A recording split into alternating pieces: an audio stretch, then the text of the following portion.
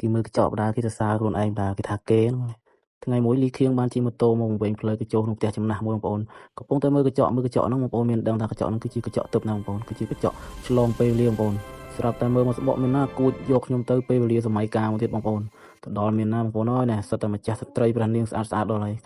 គាត់ក៏បានមកសួរខ្ញុំថាខ្ញុំមកពីណាឯងក៏ចម្លែកខុសគេចឹងណាបងប្អូនខ្ញុំក៏ថាខ្ញុំមកពីកំពង់ចាមហើយព្រះនាងដែរកំពង់ចាមកំពង់ចោយណាអត់ដែរស្គាល់ទេអ្នកឯងជាបិសាចមែនក៏ហៅទៅហ៊ានមកបងប្អូនហើយមកដើម្បីពាត់ខ្លួនខ្ញុំមិនឲ្យខ្ញុំរត់ទៅណាទេបងប្អូនដើម្បីសួរចម្លើយបន្ថែមចឹងណាបងប្អូនឥឡូវចប់អត់ហើយទៅហ៊ានព្រះនាងនៅតែសួរខ្ញុំដដែលថាខ្ញុំជាអ្នកណាមកពីណាចឹងណាបងខ្ញុំថាខ្ញុំមកពីសម័យកាល2026ហើយខ្ញុំក៏បានដកទូរស័ព្ទ iPhone 17 Pro Max បងប្អូនឲ្យព្រះនាងមើលហើយពេលនោះដែរទាំងតាហ៊ានទាំងព្រះនាងគាត់ឆ្ងល់ដែរមិនអានឹងរបស់ទឹកចឹងណាបងប្អូនហើយព្រះនាងក៏ចាប់ដើមជឿទៅហើយក៏លែងឲ្យតាហ៊ានចាប់ខ្ញុំដែរពេលនោះ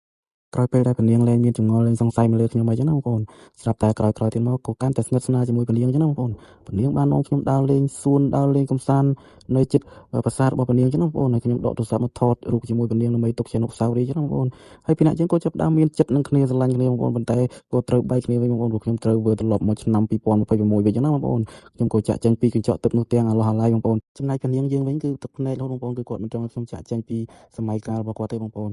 តែធ្វើម៉េចបាននិស្ស័យស្នេហ៍យើងត្រូវបានបញ្ចប់ត្រឹមហ្នឹង